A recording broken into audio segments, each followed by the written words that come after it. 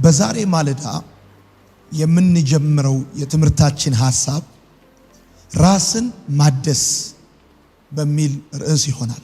ስለዚህ የምትጽፉ ሰዎች ራስን ማደስ ብላችሁ ጻፉ። ራስን ማደስ፣ ራስን ማደስ።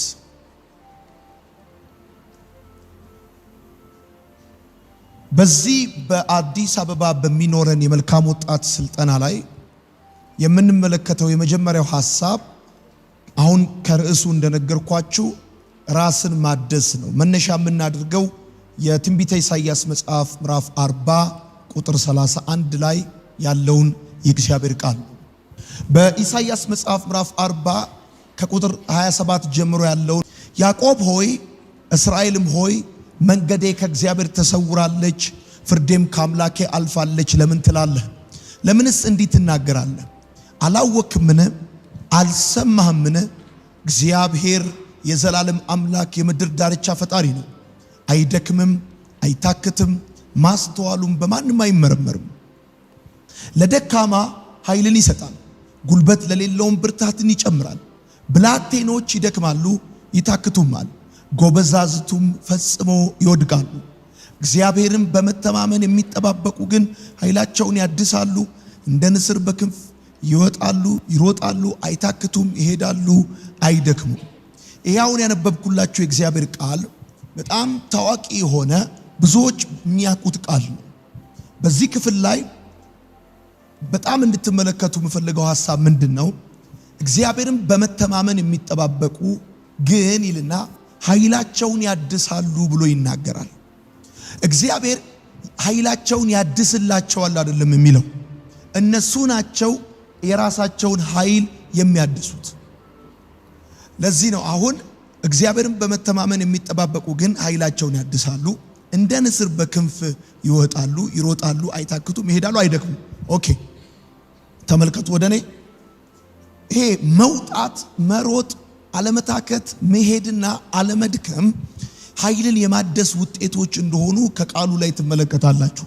እግዚአብሔርን በመተማመን የሚጠባበቁ ኃይላቸውን ያድሳሉ፣ እንደ ንስር በክንፍ ይወጣሉ፣ ከዛም ይሮጣሉ፣ አይታክቱም፣ ይሄዳሉ፣ አይደክሙም ማለት ከላይ ብላቴኖች ሁሉ ይደክማሉ፣ ጎበዛዝት ሁሉ ይታክታሉ ብሎ ይናገራል።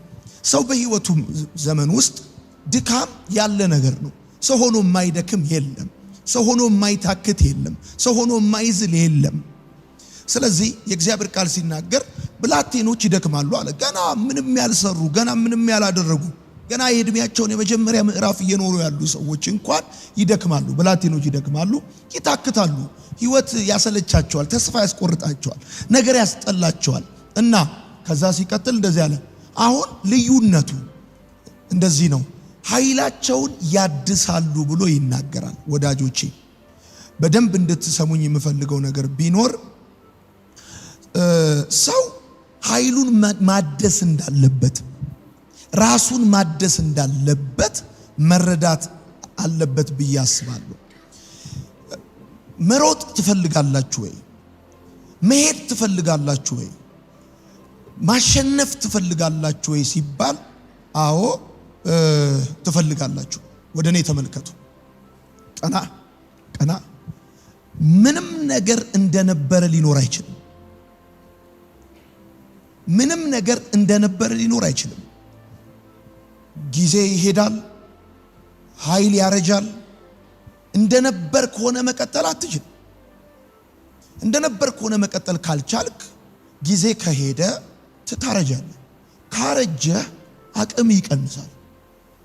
አቅም ከቀነሰ ጠቃሚነት ይቀንሳል። ጠቃሚነት ከቀነሰ ተፈላጊነትም ይቀንሳል። በህይወታችሁ ማወቅ ያለባችሁ ነገር ሁሌ እየተፈለግኩ ሁሌ እየጠቀምኩ ኖራለሁ ብለህ ማሰብ የለብንም። ምክንያቱም ምንም ነገር እንደነበረ ሊኖር አይችልም። አይደለም ህይወት ያለው የሚንቀሳቀስ ነገር አይደለም፣ ህይወት የሌለው ነገር እንኳን እንደነበረ ሆኖ ያው ሆኖ ሊኖር አይችልም።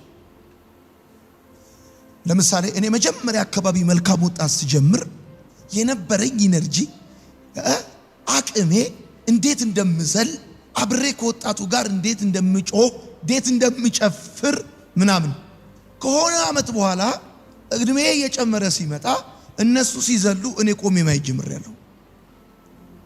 አቤት ቆሜ ነው ማየው። አሁን እንደነሱ አብሬያቸው አልዘልም፣ አብሬያቸው አልጮህም፣ አብሬያቸው አልዘምርም። አገልግሎቱን ሲጀምር 30 አመት የነበረ አሁን 10 አመት አገለገልኩ፣ 40 አመት ሞላኝ። ትንሽ ሳልዘል አለከልካለሁ። አቤት ምን ነው? አቤት መኪና እንኳን አይታችሁት ከሆነ እንደነበረ አይቀጥልም።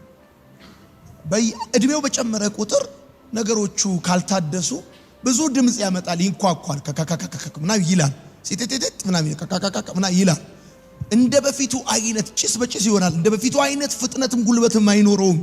ስለዚህ እኔ አሁን የምነዳውን መኪና ወቅት እየጠበቅኩኝ ሰርቪስ እንዲደረግ እንዲታደስ አደርጋለሁ።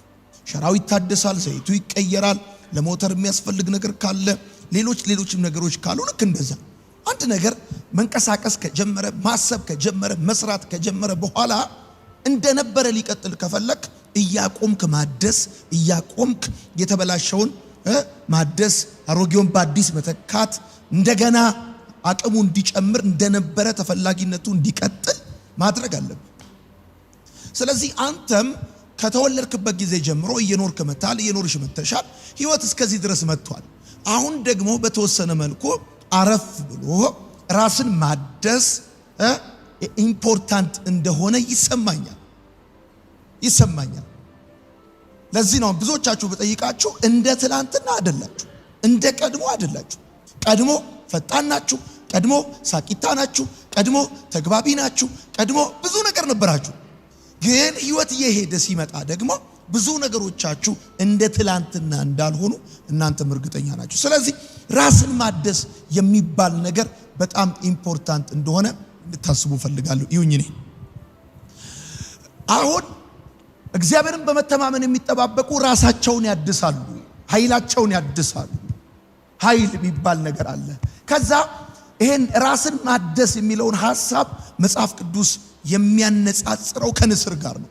እንደ ንስር በክንፍ ይወጣሉ ብሎ ይናገራል። ኦኬ ወዳጆቼ፣ ንስር የሚባለው ፍጥረት በመጽሐፍ ቅዱስ ውስጥ ከ30 ጊዜ በላይ ተጽፎ ታገኙታላችሁ።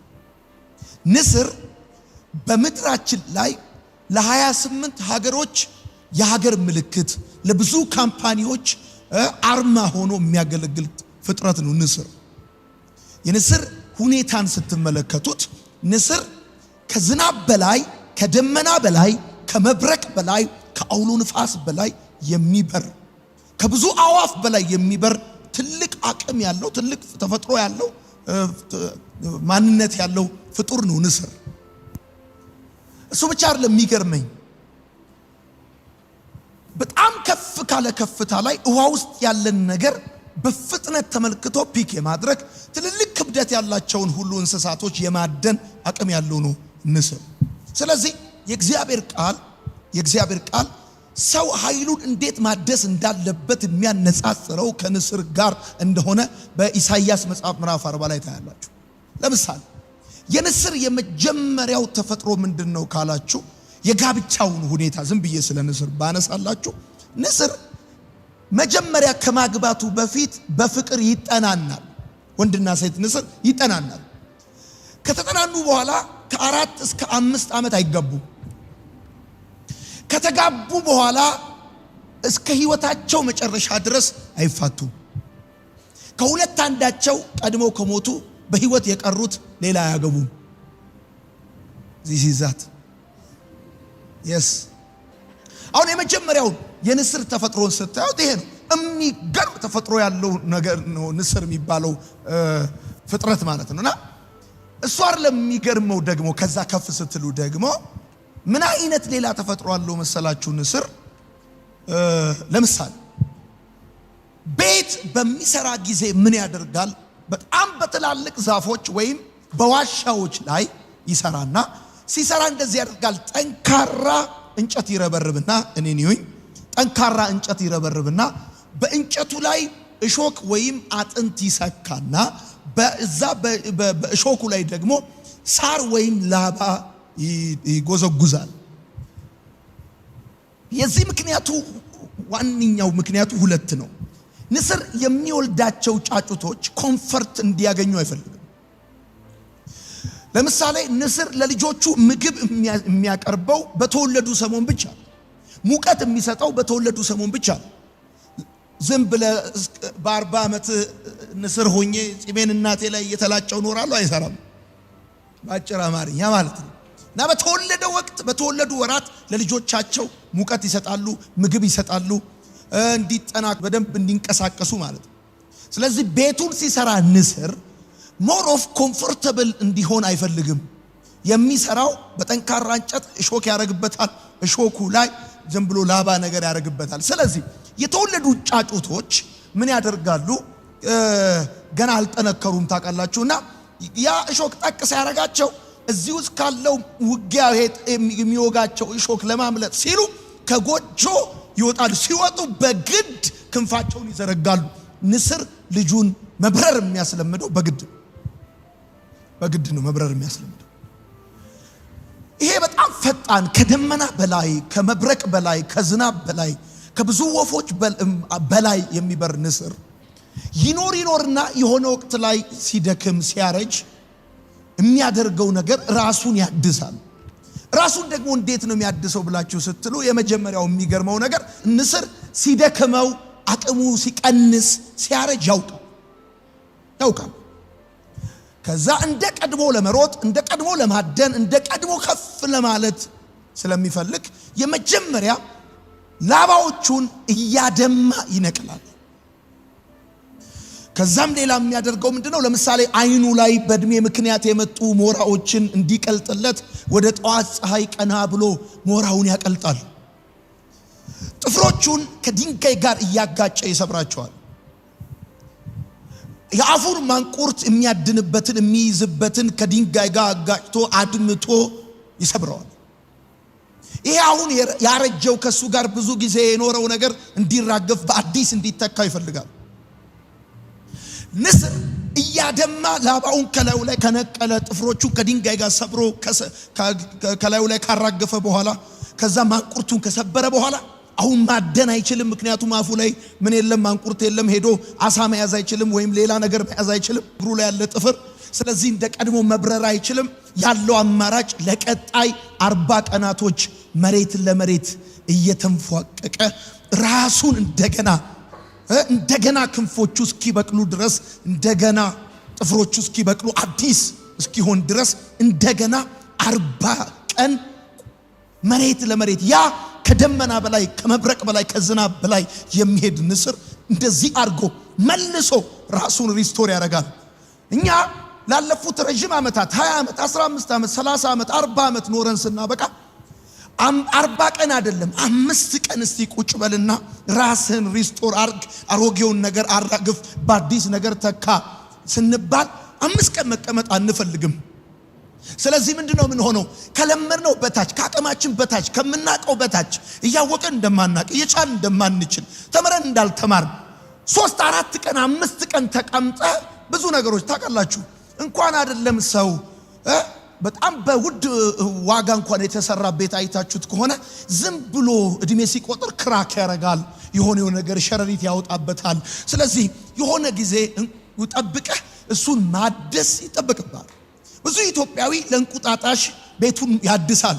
ግን በዘመኑ መካከል ራሱን ቁጭ ብሎ የመጣበትን የህይወት መንገድ እስካሁን ድረስ ያሳካውን እስካሁን ድረስ የተበላሸበትን የቱ ጋነ የሳትኩት ብሎ ራሱን ስለማስተካከል መቀመጥ ጊዜ ማባከን ይመስላል።